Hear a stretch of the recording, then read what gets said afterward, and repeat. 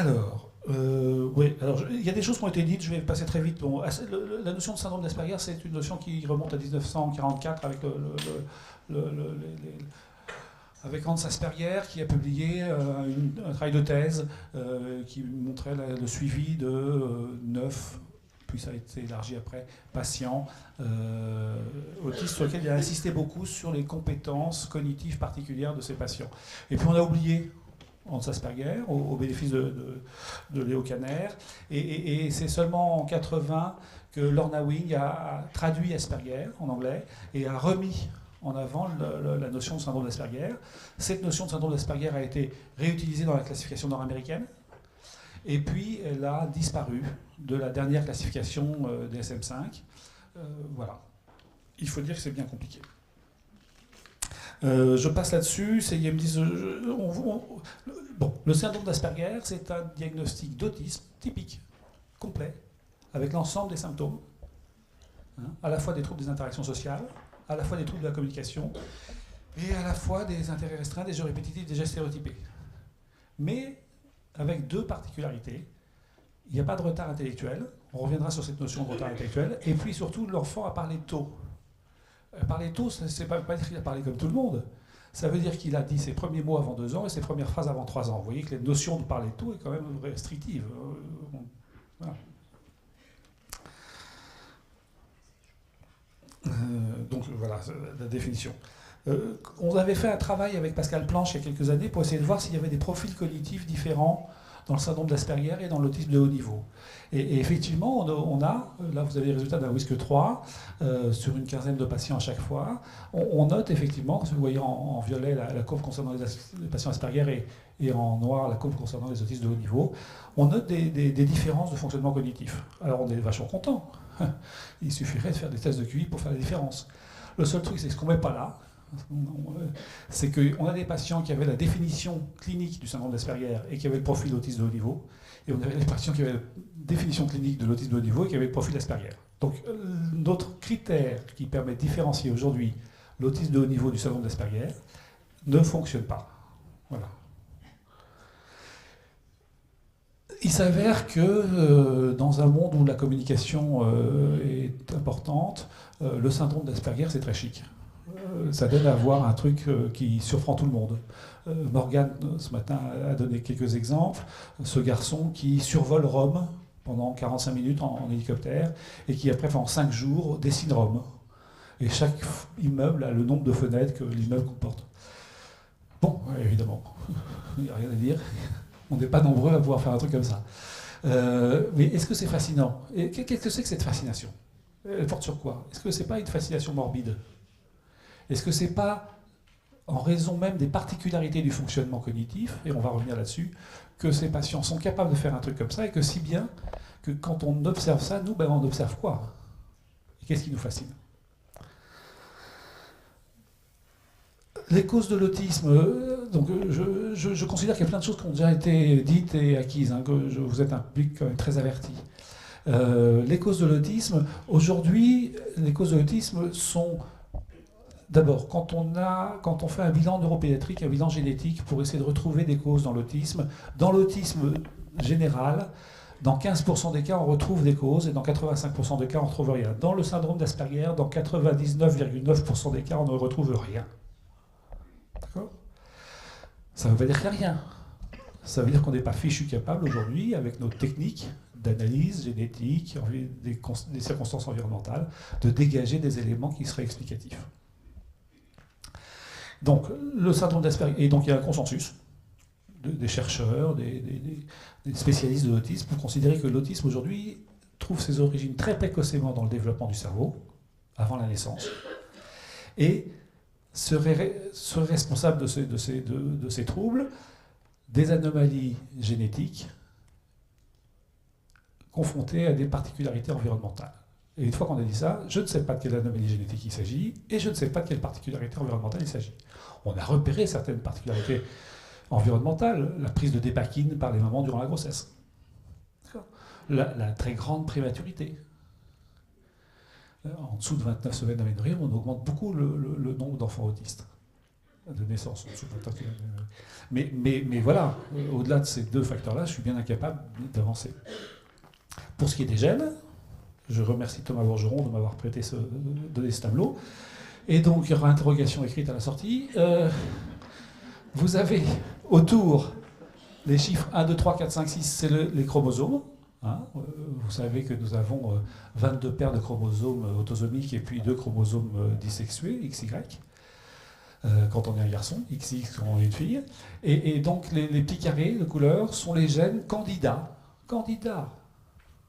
à être responsables d'autisme. Donc, aucun de ces gènes n'a fait la preuve en elle-même définitive qu'il y avait une responsabilité. Et aujourd'hui, voilà où on en est. Donc, il y a trop plein. Voilà. On m'a demandé de parler du diagnostic précoce. Donc, le diagnostic précoce, c'est un truc. Dans le syndrome d'Asperger, c'est difficile parce que parfois, je diagnostique les gens, ils ont plus de 50 ans. Hein. Donc, comme diagnostic précoce, c'est pas génial. Mais en même temps, si je les diagnostique à cet âge-là, pour la plupart d'entre eux, c'est que ça a bien fonctionné jusque-là. Et si ça a bien fonctionné jusque-là, on peut penser que c'est le miracle des rencontres et de la vie, ce que je crois, mais est-ce qu'on a quelque chose à réfléchir sur ces aspects de miracle? Est-ce qu'il y a quelque chose qui peut nous aider, nous, dans la prise en charge, dans le quotidien avec nos enfants? Est-ce qu'il y a des choses à apprendre de ces situations où, finalement, les choses ont fonctionné assez bien? Et puis, autre chose, qu'est-ce qu'on apprend du moment où ça ne fonctionne plus? On débarque chez le meunier pour avoir un diagnostic. Mais globalement, et ça concerne surtout l'autisme, on a 40% en gros des parents qui s'inquiètent dès la première année, et la plupart du temps, c'est des inquiétudes qui posent sur soit un retard psychomoteur, soit des maladies associées, épilepsie essentiellement, et dans 60% des cas, on a une alerte parentale qui n'intervient qu'autour de 18-24 mois. Bon. Conditions supplémentaires, ça veut dire qu'on vient de dire c'est neurodéveloppemental, ces enfants naissent porteurs de ces particularités, et pourtant, nous ne percevrons les troubles du comportement, les particularités d'adaptation de ces enfants que beaucoup plus tard. Mettons ça dans un coin de mémoire. Alors, il y a beaucoup d'instruments qui aident au diagnostic précoce, vous savez, il y a le chat, le M-chat parce que le chat ne marchait pas bien, le CAN Nourrisson qui était une échelle développée à Tours. En Pays-Bas, Bittlar a développé une échelle de détection précoce de l'autisme destinée aux enfants de 14 mois. Je dois vous avouer que depuis qu'on me demande de travailler sur le diagnostic des enfants à 2 ans, je suis dans une difficulté extrême. Et que je me plante vraiment souvent. Alors, je suis peut-être pas bon, mais, ce qui doit être le cas, parce que mes collègues, ils ne se plantent pas, donc il y a un truc. Mais moi, je me plante très souvent. C'est-à-dire que, évidemment, quand je vois un enfant de 2 ans ou 3 ans pour lequel je vais retenir un diagnostic d'autisme parce que la symptomatologie est présente, je vais le prendre en charge. C'est évident. Et puis, je vais me rendre compte, au fil des 2 années qui suivent, qu'à 5 ans, on n'est pas dans l'autisme. J'espère qu'on ne lui aura pas fait trop de mal en le prenant en charge. Mais en fait, ça veut dire que les symptômes qui confèrent le diagnostic d'autisme ne sont pas spécifiques d'autisme. D'accord? Première chose. Deuxième chose, tous ces instruments-là sont peu ou prou construits sur qu'est-ce qui appartient aux symptômes classiques de l'autisme et qu'on retrouvait dans la petite enfance. Or, c'est pas comme ça que ça se passe. On vient de dire exactement le contraire l'instant d'avant. Ils naissent porteurs de particularités et on ne les repère que plus tard.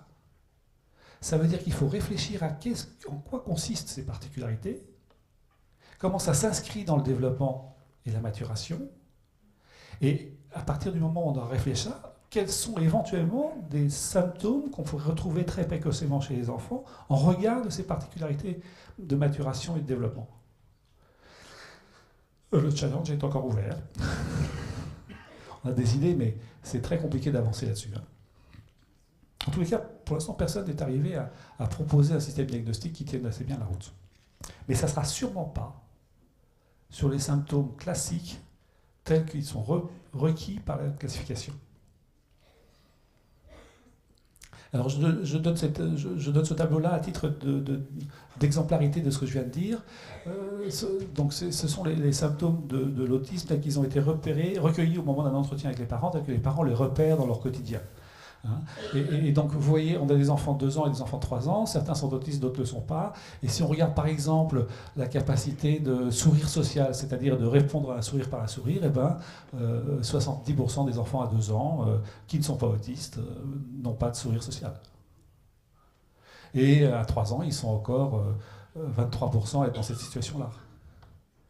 Donc vous voyez ce que je veux dire, c'est qu'il n'y a pas de symptômes spécifiques, quoi. Et que donc le diagnostic va reposer sur la présence de suffisamment de symptômes suffisamment longtemps. Et ça, c'est aujourd'hui, voilà, ça c'est la position normale, naturelle, politiquement correcte de tout le monde et que j'adopte évidemment. Et je vais vous proposer autre chose. Alors, un mot sur la prévalence de l'autisme, combien il y en a. Voilà un travail qui a été fait par une équipe américaine de vraiment bonne qualité. Et donc vous voyez l'augmentation entre 1975 et 2009, et c'est pas fini, j'ai pas mis les 2010, 11, 12, 13, 14, 15, d'accord, en sachant qu'aujourd'hui on est 1 sur 80 dans les travaux les plus récents. On a une augmentation exponentielle de ces diagnostics. Pourquoi? Alors, j'ai pas de réponse, personne n'a de réponse. On a plusieurs hypothèses. Première hypothèse, on voit tout le monde là où on ne voyait pas tout le monde avant. Ça, c'est très nord-américain. Le système de soins nord-américain fait qu'il y a des gens qui n'ont pas accès au système de soins. Et c'est un peu mieux, si j'ai compris. Deuxième hypothèse, on a un système diagnostique plus large. Mais oui, c'est évident. Le DSM-5, on est passé d'une triade à une diade. Et vous imaginez bien que si vous passez d'une triade à une diade, vous allez augmenter le nombre. Enfin, je veux dire, c'est obligatoire. Vous ne savez rien comprendre. Moi, dans mes déboires brestois, mon nouveau patron brestois m'avait expliqué qu'enfin, avec le DSM-5, on allait diminuer le nombre d'enfants autistes Asperger. J'ai expliqué le contraire, mais ça n'a pas suffi à ce qu'il me garde. Mais bon. Voilà, donc c'est évident, on a un système diagnostique qui est plus large. Et puis quand on passe de autisme typique, atypique, au trouble anxieux développement, au trouble du spectre autistique, on a beaucoup plus de gens là-dedans. C'est bien mignon l'histoire du spectre autistique, c'est une bonne idée, à condition qu'on sache de quoi il s'agit. Qu'est-ce que c'est que le spectre? C'est un spectre génétique? C'est un spectre comportemental? Symptomatologique? Cognitif? Des fonctionnements? Là, je vous prie de croire que plus personne n'est d'accord. Et donc cette idée de spectre est une idée qui est sûrement intéressante, mais qui ne nous sert pas à grand-chose aujourd'hui. Et puis c'est pas naturel en médecine de regrouper. En médecine, on fait des petits tas. Il y a ça et ça et ça, et on ne met pas tout en même temps, quoi, en règle générale. La démarche naturelle du médecin. Donc on est encore, vous voyez bien, tout ceci est bien le juste reflet des très grandes difficultés en termes de connaissances dans lesquelles nous nous trouvons aujourd'hui. Et puis alors, est-ce que les diagnostics sont stables? Et bien vous voyez, on a au début, entre 12, 13, 14 mois, 322 enfants autistes, et à l'arrivée, il y en a plus de 293. Il y en a qui sont devenus des tests d'os, d'autres qui ne sont pas du tout dans les TED, etc., etc. Ça croise dans tous les sens. La stabilité diagnostique n'est pas très très bonne. Donc il faut faire attention à un diagnostic très précoce. Mais en même temps, on est tous d'accord pour dire que plus tôt on repérera ces enfants, plus tôt on leur proposera une prise en charge, mieux on améliorera leur liberté, si je reprends l'expression utilisée ce matin de l'école d'Avaggio, qui me convient bien. Mieux on améliorera leur pronostic, pour dire les choses de façon un peu plus médicale. Alors, réfléchissons un instant. On est dans la situation de troubles neurodéveloppementaux diffus, c'est-à-dire que vous l'avez bien vu, Morgane l'a très bien décrit ce matin, on a une atteinte de beaucoup de champ de fonctionnement mental, que ce soit cognitif, que ce soit neurosensoriel. Donc on a une atteinte diffuse, il n'y a pas une atteinte localisée dans le cerveau. On a plein de causes communes, puisqu'on a au moins, vous avez vu le nombre de gènes. Donc on se retrouve dans une situation où il y a plein de causes qui provoquent la même symptomatologie. Ça veut donc dire qu'il n'y a pas une relation directe et étroite entre cause et symptomatologie. Ça veut dire que la cause, une anomalie, une mutation génétique X ou Y, c'est ce que vous voulez, va se traduire par des processus neurodéveloppementaux où à un moment donné, l'ensemble de ces causes font partager des processus communs qui, eux, seront responsables du fonctionnement. C'est clair ce que je raconte? Et donc ça veut dire que c'est une atteinte intermédiaire, tout du moins ce que l'on observe, à la fois en termes de symptômes et du fonctionnement cognitif de ces personnes aujourd'hui, est le résultat d'un niveau intermédiaire d'atteinte, de particularité, et diffus. Quelles sont les possibilités d'une atteinte diffuse dans le cerveau? Il n'y en a pas 36, il y en a 4. Soit vous avez la glie, ce sont les cellules, les neurones du cerveau qui servent à moduler tout ce qui est immunitaire, tout ce qui est apport de substances. D'accord? Et donc là, il y en a partout. Donc on peut imaginer qu'une atteinte de la glie puisse répondre à cette définition-là. Deuxième hypothèse, des hormones. Les hormones, par définition, il y en a, elles diffusent partout. L'ocytocine est une hormone. Et vous savez combien l'ocytocine aujourd'hui est intéressante dans l'autisme, dans les hypothèses. Les neurotransmetteurs, alors les neurotransmetteurs c'est beaucoup plus compliqué, ça a été très cherché, très travaillé, la sérotonine a été celle qui a été sans doute donné des résultats les plus convaincants, mais qui ne concernait que 30% de ces enfants. Et même si les neurotransmetteurs sont partout, les récepteurs sont très particuliers selon les régions et selon les neurones, donc cette piste-là n'a pas donné, jusqu'à présent en tous les cas, de résultats qui nous soient utiles. Enfin, les interneurones. Dans le cerveau, si je mets de côté la glie, vous avez des neurones très différents, hein, ils ne sont pas tous pareils, qui sont des neurones effecteurs. Si je bouge mes doigts, j'ai des neurones qui me commandent bouge tes doigts. Si je vous parle, j'ai des neurones qui commandent il faut organiser le langage. Si je fais une stratégie, j'ai des neurones qui commandent la stratégie que je vais faire. D'accord? On est dans des neurones effecteurs. Et puis on a des interneurones, c'est-à-dire des neurones qui sont au milieu des autres. Et leur boulot, c'est d'être au milieu des autres. Alors, tu évoquais le travail que je faisais avec Ben-Ari. Le travail avec Ben-Ari porte sur ces neurones-là. Donc moi, je suis vachement fanatique des interneurones, hein, du coup. Et il s'avère que le traitement qu'on est en train de développer, qui est encore dans une phase expérimentale, hein, mais qu'on est en train de développer, agit au niveau des interneurones. Sur le constat que ces interneurones, certains de ces interneurones, leur boulot, c'est de synchroniser les neurones avec qui ils sont en relation. Et pour ce faire, ils ont besoin d'être vides de chlore. Et le constat, c'est qu'ils ne font pas ce boulot-là. Et ils ne le font pas parce qu'ils sont pleins de chlore. C'est de la cuisine neurobiologique. Hein. Et donc, si on agit sur le taux de chlore, eh ben, on les rétablit dans une fonction de synchronisation. Synchronisation, mettons ça dans un coin de tête, c'est un peu intuitif comme notion. La notion de synchronisation est réelle, hein, pour les neurobiologistes. Mais gardons cette notion un peu intuitive de la synchronisation, parce qu'elle va peut-être nous éclairer pour la suite.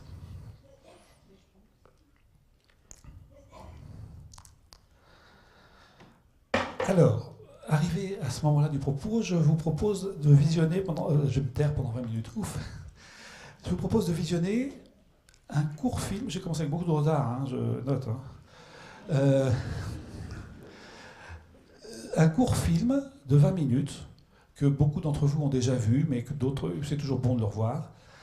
Qui est un film c'est un montage de propos, de témoignages de patients, adultes, Asperger et autistes de haut niveau, que j'ai fait de telle manière à ce qu'il soit le plus éclairant possible de leurs particularités cognitives, fonctionnelles. Ce qu'on comprend, ce que j'essaie de montrer à travers ce montage, c'est que ce qui m'apparaît comme particularité, la difficulté, l'incapacité des personnes autistes, c'est, vous l'avez bien compris, ils traitent les informations une par une. On peut traiter les informations une par une, chacun d'entre nous faisons ça. Si on énumère ce qu'il y a sur le bureau, c'est un par un. Et puis on traite les informations simultanément, tout en même temps. D'accord ? Mais pour qu'on puisse traiter les informations simultanément, il faut qu'on puisse les hiérarchiser les unes par rapport aux autres. Et c'est cet aspect de hiérarchisation qui ne fonctionne pas. Et donc ils traitent toutes les informations une par une parce qu'ils ne peuvent pas hiérarchiser les informations, les trier, les sélectionner, enfin vous pouvez utiliser le terme que vous voulez, finalement c'est celui de hiérarchisation qui me convient le mieux. Emmanuel, quand je lui propose la hiérarchisation, il la décline en binaire. Vous faites des statistiques. Ah, on ne fait pas de statistiques. Ça se hiérarchise en nous. Et le fait que je n'ai pas accès dès le départ, dès la naissance, déjà avant, à cette capacité à hiérarchiser les informations a des conséquences très importantes sur le développement.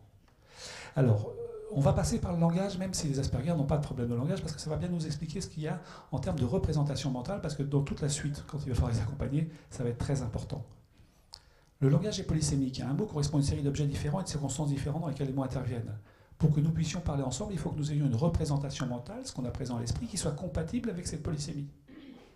La compatibilité de notre représentation mentale à nous, neurotypiques, avec la polysémie, est assurée par ce travail de hiérarchisation associative. Je prends un exemple. Si j'ai le mot fleur, immédiatement, chacun d'entre nous avons un certain nombre d'informations qui concernent les fleurs qui nous viennent à l'esprit. Il est très clair que si je veux, c'est pas les mêmes. Fleur enterrement, c'est sûrement pas la première information que vous aviez quand j'ai dit fleur tout à l'heure. Mais derrière, on a tous et chrysanthème et le dernier enterrement auquel on a assisté. Et donc, on a hiérarchisé les éléments de la représentation mentale pour suivre le meunier quand il passe de fleur à fleur et enterrement. On fait ça en permanence. On n'a pas conscience de le faire, ça se fait. Et ça se fait pour le langage, ça se fait pour l'audition, ça se fait pour la vue, ça se fait pour l'ensemble du champ perceptif et intellectuel. L'implicite, ce qui va de soi qu'on sache faire à tel âge, tel âge, tel âge. Les autistes n'ont pas de pointage proto-déclaratif. Ils peuvent pas dessiner une trajectoire qui va du bon doigt à l'objet que je désigne. On n'a pas appris à dessiner des trajectoires, ça se fait tout seul. Ça se fait tout seul grâce à ce jeu de hiérarchisation associative. Je vais un peu vite, je ne décline pas complètement la situation de petit bébé, mais je pourrais le faire un autre moment. Les nuances, je vais insister sur les choses qui sont importantes en regard de tout ce qui a été dit ce matin. Les nuances. Les nuances dépendent du contexte. On a rendez-vous dans environ un quart d'heure, c'est quoi environ ? Évidemment, ça dépend de avec qui on a rendez-vous, s'il est toujours en retard, en avance, c'est pour ce qu'on fait, on va au cinéma, il ne faut pas qu'on soit en retard, etc., etc. Si je ne peux pas nuancer, il y a des informations, vous avez vu combien on a parlé d'angoisse, il y a des informations qui, pour être traitées, sont nécessairement nuancées. Toutes les informations affectives, chez chacun d'entre nous, doivent être nuancées. Si nous sommes dans une situation d'excitation, de peur, qui dépasse nos capacités, nous perdons le contrôle de l'avancée et du mouvement. Observez des supporters de matchs de football.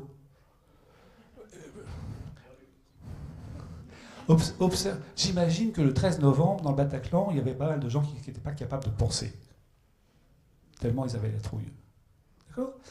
Eh bien, si je ne peux pas nuancer ça, toute expérience affective, et Dieu sait si la vie quotidienne nous en offre l'occasion, toute expérience affective devient problématique et prend des proportions folles. Et je vais m'en débarrasser, c'est ce que dit très bien Luna. Je ne veux pas en entendre parler.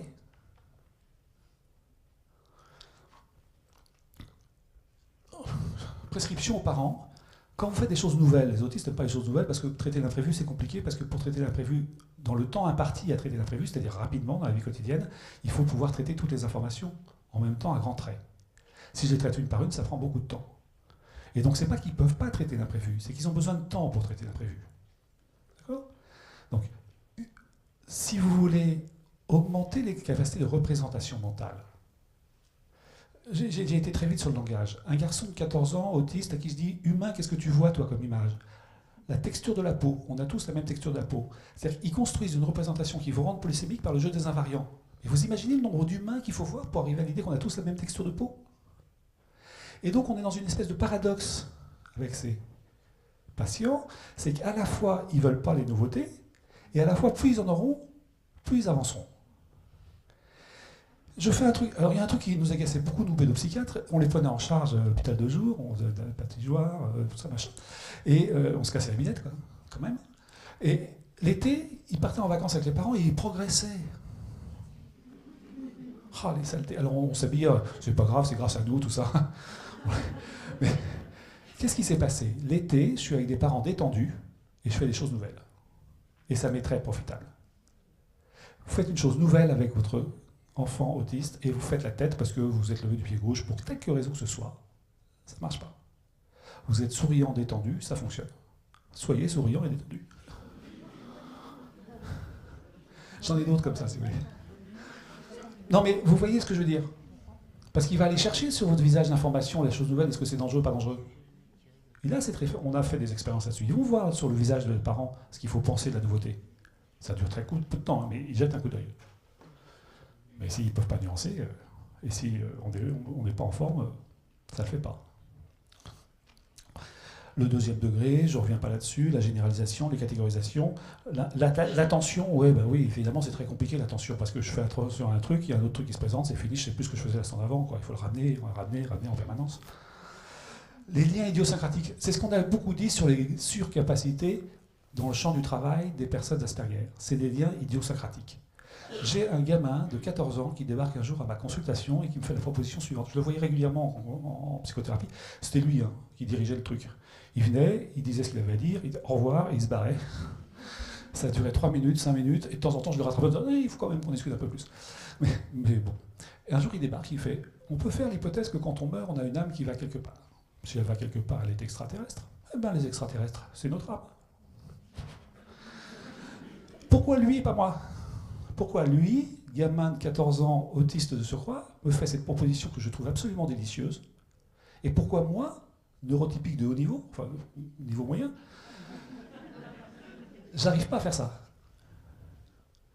Parce que moi, dans ma culture judéo-chrétienne, il y a une exclusion contextuelle entre âme et extraterrestre. Et que cette exclusion contextuelle m'interdit ce travail. Il n'a jamais vu exclusion contextuelle, le gamin. Il fonctionne par contiguïté.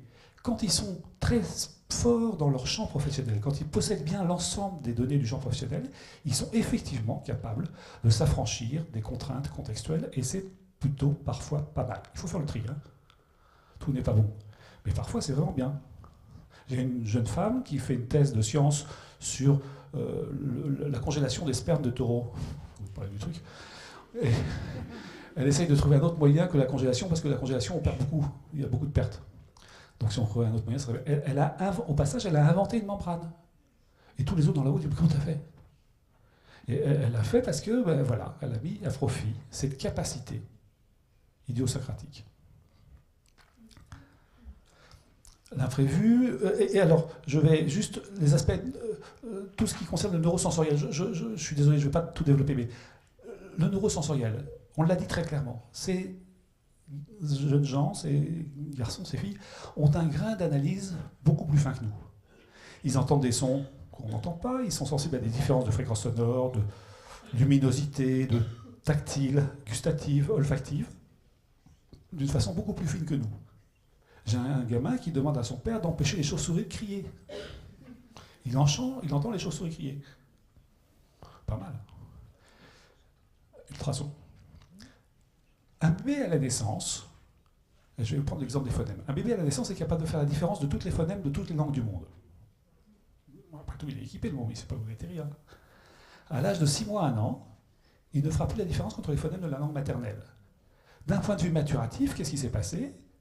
Il y a une réduction des capacités à percevoir les sons d'origine humaine à la lumière du contexte. À la lumière du contexte. La lumière du contexte, ça ne marche jamais chez eux. Et donc ils gardent ce grain d'analyse beaucoup plus fin que nous. Ce qui va les entraver beaucoup dans le quotidien.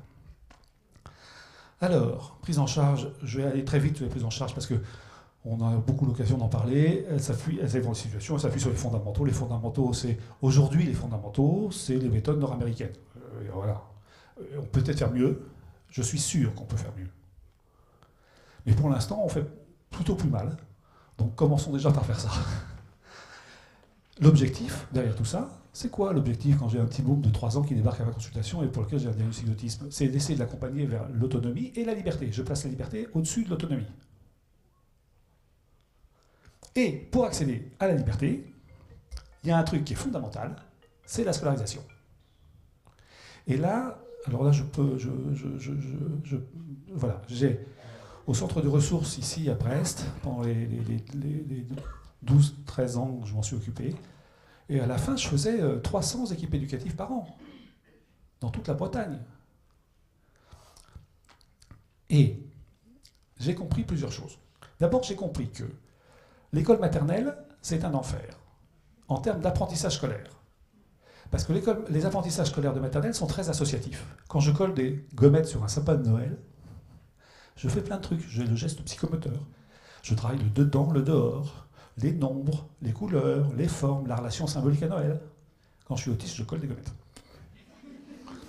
Et si on fait bien attention, c'est le meilleur colleur de gommettes de la classe. Elles sont pile poil au centre. Mais il ne travaille pas tout le reste. Donc, est-ce qu'un jour il est mature à rentrer en CP? Jamais. Je veux dire que même mes grands gaillards, là, ils sont toujours pas matures à rentrer en CP. En termes de maturité, tel que son représente, un enseignant se représente ce qu'est un enfant mature à rentrer en CP. Donc le prérequis pour entrer en CP, c'est qu'il faut qu'il cause. S'il parle, on a déjà franchi une étape énorme. En revanche, en primaire, ça s'arrange, parce que c'est beaucoup plus monotâche. Quand j'apprends à lire, j'apprends à lire. Quand j'apprends à compter, j'apprends à compter. Quand j'apprends à écrire, c'est très compliqué pour d'autres raisons, mais quand j'apprends à écrire, etc., etc. Donc les processus par lesquels on avance dans les apprentissages scolaires à partir de la primaire sont beaucoup plus adaptés à ces enfants. Et puis, vous avez bien compris, il faut répéter, répéter, répéter dans des contextes un peu différents. L'école répète, répète, répète dans des contextes un peu différents, c'est génial. C'est génial à condition quand même que les enseignants soient d'accord. Un enseignant d'accord, je vais te dire des choses qui vont tordre le cou un peu avec les enseignants, tant pis. Un enseignant d'accord, c'est un enseignant qui est capable de revoir sa représentation mentale du développement. Son expérience qu'il a du développement des enfants. Après tout, ça fait 30 ans qu'il fait ce métier, il sait ce qu'il fait. Et moi, je lui mets une bombe atomique. C'est-à-dire un môme qui ne se développe pas du tout selon les mêmes processus. Et donc, il faut qu'il soit capable de faire face à ça. C'est un enseignant qui est trop d'accord. Mais oui, mais bien sûr, mais c'est comme tout le monde. Oh, mais il ne sait pas lire, mais personne ne sait lire un stage, etc., etc. On va dans le mur. Bien sûr, on va le prendre, mais il est dans la négation des spécificités. Et puis un enseignant qui ne veut pas, c'est pas la peine d'insister, on change d'enseignant. Ça ne sert à rien de se casser. Non, je veux dire par là, on n'est pas là pour convaincre les enseignants, on est là pour que le môme y monte. Alors si au passage on convainc les enseignants, tant mieux. Mais c'est d'abord plus important que le môme y grimpe. Lui, il n'a pas le temps de convaincre tout le monde. Deuxième nécessité, il faut qu'il soit accompagné, la plupart du temps par une auxiliaire de vie scolaire, qui puisse replacer les consignes étape par étape, le ramener quand il est attiré par autre chose, lui réexpliquer les choses, écrire à sa place, parce qu'écrire c'est très compliqué, etc., etc., etc. On avait la chance, en Bretagne, d'être dans une des régions de France où on avait le plus d'auxiliaires de vie scolaire, et particulièrement le Finistère. Parce qu'il y avait une politique. Non, il y avait énormément, je viens de Haute-Vienne, je peux vous en parler là. Il y a énormément d'auxiliaires de vie scolaire dans le Finistère. Il y avait 3900, je crois. Il y avait une politique départementale d'accompagnement des enfants en situation de handicap par des AVS avant même que nous on débarque avec l'autisme. Donc on a surfé sur la vague. Ça ne marche pas aussi bien dans le Morbihan et ça ne marche pas aussi bien dans les Côtes-d'Armor ni dans les Ille-et-Vilaine. Ça s'améliore, mais bon. Quand je dis ça en Haute-Vienne, je passe pour un assassin. Hein. L'éducation nationale me déteste. Mais c'est la condition. Troisième condition, et c'est une condition qui est très désagréable pour tout le monde, il faut que les parents soient derrière. Et il faut qu'ils soient derrière. Très rapidement, je me suis rendu compte que les parents avaient plein de choses qu'ils avaient développées les uns les autres, des combines quoi, du quotidien. Et je me suis dit, ça serait quand même assez intéressant que ces parents puissent échanger entre eux. Et c'est comme ça qu'on a fait les premières réunions de parents, et c'est comme ça qu'Asperanza a vu le jour, il y a très longtemps. Le premier maman qui avait accompagné son môme jusqu'au bac m'expliquait 3 heures tous les jours. Tous les soirs, 3 heures de boulot. Donc je suis bien mignon, moi, mais qu'est-ce que je vous dis? Je suis en train de vous mettre une valise de 25 kg dans chaque main, une petite tape dans les fesses, et allez, ça roule. C'est lourd, quoi. Et nous, système de soins, nous, système d'accompagnement social, on ne peut pas compenser quand ça ne fonctionne pas. On n'est pas formé à ça. On n'est pas formaté à ça, plutôt. Il le faudrait, hein, mais on ne l'est pas. Le collège, c'est à nouveau l'enfer, mais c'est à nouveau l'enfer pour une raison simple, le collège, c'est parce qu'il y a les autres. Et que là, les autres, vous savez, c'est le début de l'adolescence, c'est le moment où, pour se développer, on a besoin d'être pareil et différent. Les mômes au collège, ils ont des clubs, ils ont des groupes, les vroufs, les machins, là, et ils ne s'aiment pas entre eux. Un môme différent, perçu comme différent, ça lui tombera toujours dessus. Pour peu qu'il y ait l'Ashboons, c'est toujours celui que ça tombera. Anecdote. Alors là, on n'est plus au collège, on est au lycée, mais ça aurait tout à fait pu être au collège, mais c'est le reflet du truc. Les parents ont jusqu'à présent tué l'autisme de leurs garçons. Aujourd'hui, ils travaillent à Lorient, dans une entreprise nationale, et ça se passe plutôt bien. J'y ai été plusieurs fois. Enfin bon. Tout d'un coup, ils rentrent en première professionnelle, dessin industriel, dans un lycée professionnel. Le lycée professionnel, c'est très hétérogène comme niveau. On a à la fois du dessin industriel et puis des coiffeurs. Je veux dire qu'on a des gamins qui sont très diverses, plus qu'au lycée traditionnel, quoi. Et là, les parents ont décidé de prévenir l'équipe enseignante de l'autisme de leur fils. Donc j'y vais, je raconte, etc., etc. Et les enseignants, l'équipe enseignante, plutôt que de garder l'information pour eux, tout le monde le sait. Lui, il avait une préoccupation, c'était un grand gaillard, assez beau garçon, et il avait 18 ans à ce moment-là, ou 17 ans, et sa préoccupation essentielle, c'était de draguer les filles. Et donc il voulait que je lui donne des cours de drague. Et ouais, donc je sais que ça existe. Non mais attendez, on peut y réfléchir. Mais, j'avais un pote à qui j'ai fait mes études, on l'appelait Zizi Rider, je pensais le recruter pour le rapprendre. Et donc, il va voir son frère, il a un grand frère, voilà, il dit comment tu fais pour draguer les filles? Bah, tu les baratines. Alors il baratine une fille, ça marche pas. Donc il va voir son frère, il dit comment tu sais que la fille que tu vas baratiner, elle est d'accord pour se faire draguer? Seule question qui vaille. Et son frère lui dit bah, tu vois si elle cherche à plaire. Si quoi? Bah, si elle cherche à plaire, bah, à quoi tu vois qu'une fille cherche à plaire? Ben, si elle est maquillée, si elle a des bijoux. Il arrive le premier jour au collège, il tombe sur un sapin de Noël. Il se précipite. Ça a été l'enfer. Parce que la petite en face, elle savait qu'il était autiste, là où elle aurait dû l'ignorer. Et donc, elle cherchait à plaire, ça c'est clair. Elle n'était pas d'un niveau très finaux. Et comment je séduis le fou, entre guillemets. C'est comme ça que c'est vécu, hein. Je suis désolé de... Ça a été une atteinte narcissique impossible. Il a fallu qu'on trace une ligne blanche, ils n'avaient plus le droit de traverser. J'ai essayé d'éteindre l'incendie. Je me suis retrouvé avec la gamine avec ses deux copines. Et là, c'est la négociation, hein. On est en négociation. Donc moi, mon seul objectif, c'est qu'il reste une année de plus pour finir son bac pro, hein. Le reste, je m'en fiche. Et donc j'explique, ouais, c'est pas grave, on s'en fout, qu'ils s'en aillent, ils nous embêtent. Bon, à la fin, totalement désarmé par mes arguments, rien ne fait. Je dis, vous avez raison, on va le mettre à l'HP, on va le neuroleptiser à mort, on va en faire un légume, ça va être génial. Les deux copines, ah ben non, on peut pas faire ça. Je pensais avoir gagné le parti, la petite, ouais, à l'HP. Bon, c'est pour dire combien c'était compliqué. Et il venait à ma consultation, il me disait, c'est une usine à emmerdement, cette fille. Bon, normalement, au lycée, ça s'améliore un peu quand c'est le lycée général. Pourquoi ça s'améliore un peu? D'abord parce que les mômes ont tous grandi, ils sont moins dans ce problème identitaire, et puis parce qu'on s'est débarrassé des plus couillons aussi. Hein. Je suis désolé de dire ça comme ça, mais on a fait un peu, il y a eu le tri qui a été fait autour. Ça ne s'arrange pas toujours, hein, mais normalement ça s'arrange un peu. Et l'objectif, c'est de les faire grimper jusqu'à ce qu'ils puissent être dans une situation de liberté de choix, et ça sert à quoi l'école? L'école sert à gagner sa liberté. Vous travaillez bien, grosse liberté. Vous ne travaillez pas bien, petite liberté. Et le système est ainsi fait que les trains ne repassent pas beaucoup. Et que si on manque dans le train, il faut essayer d'y rester. Et là, on va faire des efforts considérables pour pouvoir venir à ce résultat-là. Bon, les études supérieures, vous en avez très bien parlé, ça se renouvelle, c'est exactement le même bordel.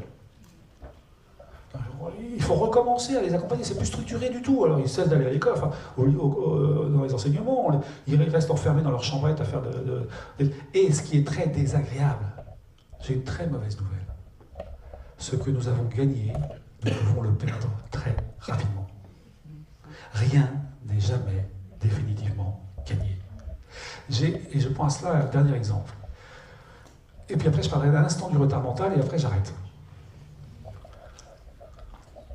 Garçon de 50 ans, un homme de 50 ans, marié, 2 enfants, quand j'étais interne à la Salpêtrière, donc j'étais interne il y a quand même un petit bout de temps, Il avait 50 ans, donc il avait été polytechnicien, et il fabriquait des algorithmes mathématiques pour les radars chez Thomson. Il était tout seul devant son ordinateur toute la journée, il fabriquait des trucs auxquels personne ne comprenait rien, mais les radars, ça fonctionnait. Donc on était content. Il s'était marié parce qu'il y avait eu le bal de Polytechnique, et dans les années 60, bal de Polytechnique, bourgeois, polytechnicien, marié. Il avait 2 enfants, et il avait une vie très protocolisée. Il n'avait pas d'amis, l'été, pas très loin d'ici, en vacances chaque mois, l'hiver, une semaine de ski toujours au même endroit. Sa femme racontait, il ignorait tout à fait qu'il était Asperger, et sa femme racontait bien que quand les copains venaient bouffer à la maison, il disait: ton mari est quand même un peu spèce. Oui, mais mathématicien, polytechnicien, on ferme à la boîte, on mettait dans la poche et on n'en parlait plus. Première charrette de licenciement chez Thomson, très grandes inquiétudes. Mais heureusement, ça va assez vite. Deuxième charrette de licenciement, l'inquiétude est si importante qu'il se met un coup de couteau dans le poumon. Heureusement, il ne s'est pas blessé beaucoup pour le poumon. Mais du point de vue psychologique, massif. Il était catatonique. Je le mettais dans une position, il restait dans cette position 3/4 d'heure. Il était capable de dire, la seule chose qu'il était capable de dire, c'était de dire ce qu'il y avait écrit sur les portes. Et comme nous, on était vachement bons à l'époque, on a fait ce qu'il fallait pour l'aider. C'était en prime, on l'a cuit. Je suis désolé, c'est pas beau, mais c'était Marion Le Boyer qui était ma chef de clinique, pas seulement moi. Mais je veux dire, on était tous nuls, quoi.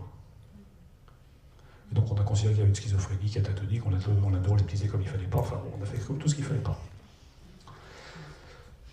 Ce que je veux dire, c'est qu'un quart d'heure avant, ce mec-là, il était vachement bien. Et qu'un quart d'heure après, c'était catastrophique. Que s'il avait su qu'il était Asperger, et que s'il avait noué avec quelqu'un, psychologue, psychothérapeute, parent, ça m'est égal, coacheur, une relation de suffisamment bonne confiance pour aller lui dire ce qui se passe, il aurait très bien compris qu'il ne risquait rien. Il aurait été vendu avec la division radar. Mais il risquait sûrement pas d'être licencié. Donc vous voyez l'importance de l'aide, et en même temps l'importance d'une aide où ils viennent chercher. Où on n'est pas toujours derrière eux à dire il faut venir là. De temps en temps, oui, il faut le faire, mais la plupart du temps, c'est eux qui viennent. C'est la version Kleenex du psychiatre. Voilà. Je suis désolé pour mes collègues, ils vont adorer ça. Un psychiatre, c'est un Kleenex. On a besoin de se moucher, on prend le Kleenex, on se mouche et on fout à la poubelle. Et puis j'ai besoin de me moucher un quart d'heure après, je prends un nouveau Kleenex et je me mouche à nouveau. Ben, c'est exactement pareil avec un psychiatre. Ben, avec un médecin, d'une manière générale, on va pas voir le médecin juste pour le plaisir de voir le médecin. On va voir le médecin parce que ça ne fonctionne pas bien et vous qui ne voyez pas pour aller jouer dehors. Ce qui nous intéresse, c'est de jouer dehors quand même. Et bien c'est pareil. Mais si à chaque fois que je vais voir le psychiatre, j'en prends pour 6 mois, ça ne va pas le faire. Et donc il faut pouvoir adapter les choses. Et parfois c'est 6 mois, ou 1 an, ou 2 ans, ou 10 ans. Hein, je ne veux pas dire que... Mais il faut l'adapter. Et ben voilà, merci.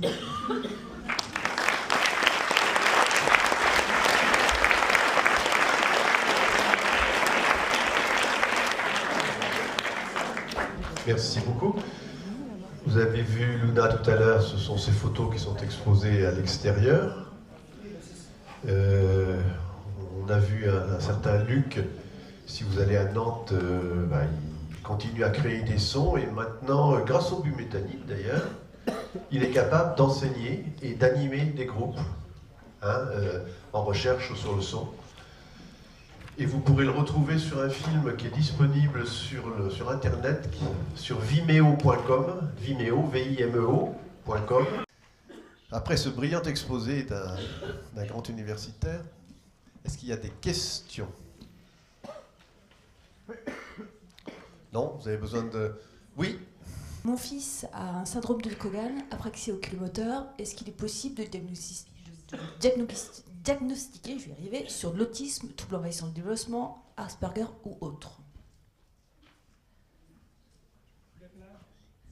7 ans. 7 ans. Écoutez, s'il présente l'ensemble de la symptomatologie qui confère le diagnostic d'autisme, il est autiste.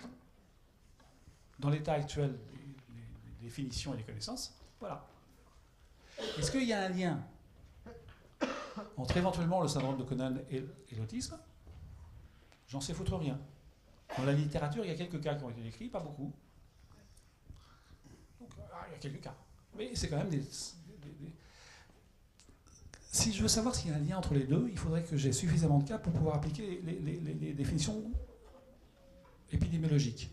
L'autisme, c'est 1% de la population. Si 1% des enfants qui ont un syndrome de Cohen ont un autisme, c'est le hasard. S'ils sont 25%, c'est pas le hasard. Voilà comment on raisonne aujourd'hui. Mais bien sûr qu'il est possible de lui faire passer les tests.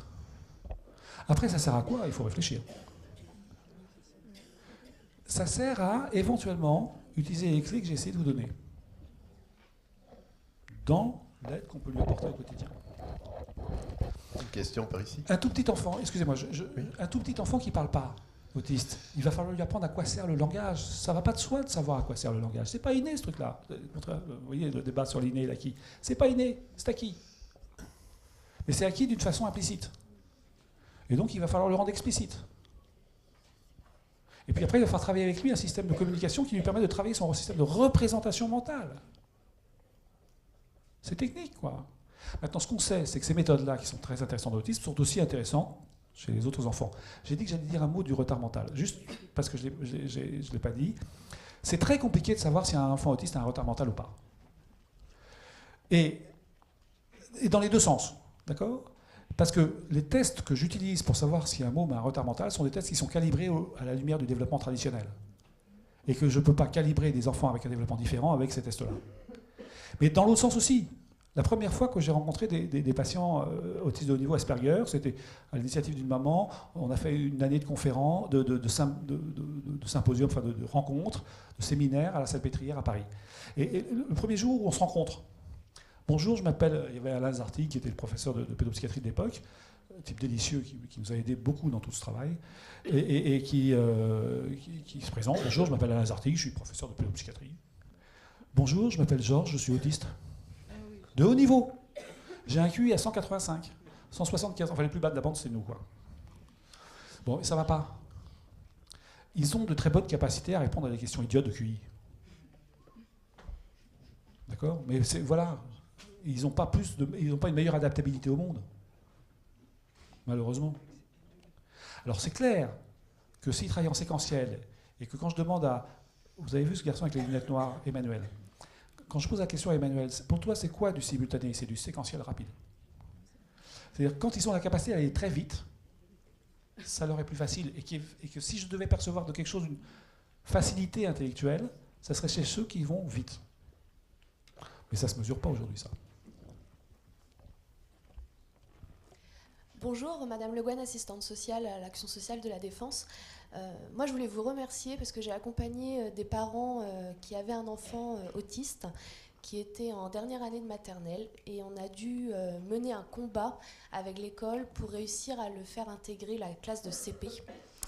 Ça a été un combat vraiment important mené par le corps médical qui accompagnait cet enfant, par moi-même qui soutenais les parents et surtout par les parents qui croyaient en la capacité de leur enfant et qui voyaient l'école en fait juger très sévèrement leur fils et dire qu'il n'était tout simplement pas capable d'aller en milieu ordinaire.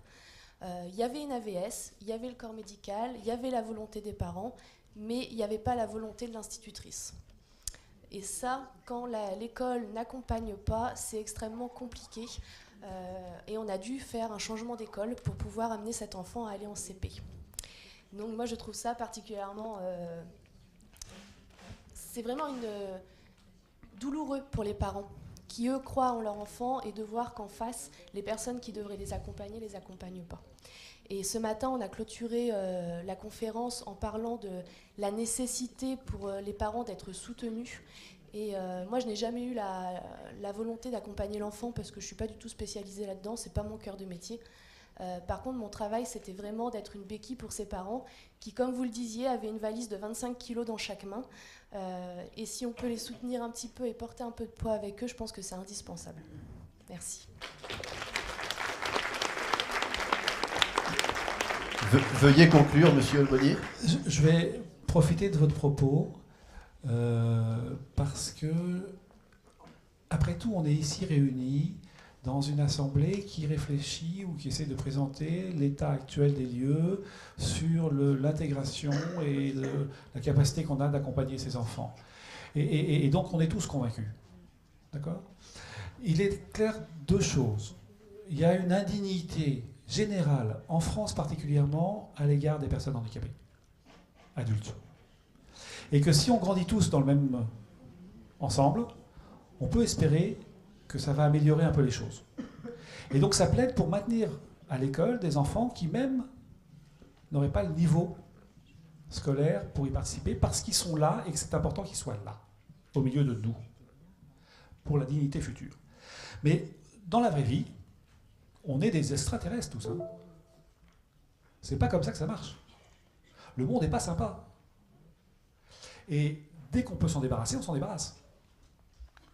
Et c'est à cela dont il faut, face à cela qu'il faut faire face, et c'est un challenge qui reste ouvert. Alors on peut agiter les lois, on peut agiter l'humanité, sincèrement, je crois que ça commence par le fait qu'on grandisse ensemble. Commençons par avoir des mômes, même avec des retards mentaux, dans les écoles, et qu'on prenne par la main pour les emmener aux chiottes quand il faut les emmener aux chiottes, etc. Qu'on vive avec eux.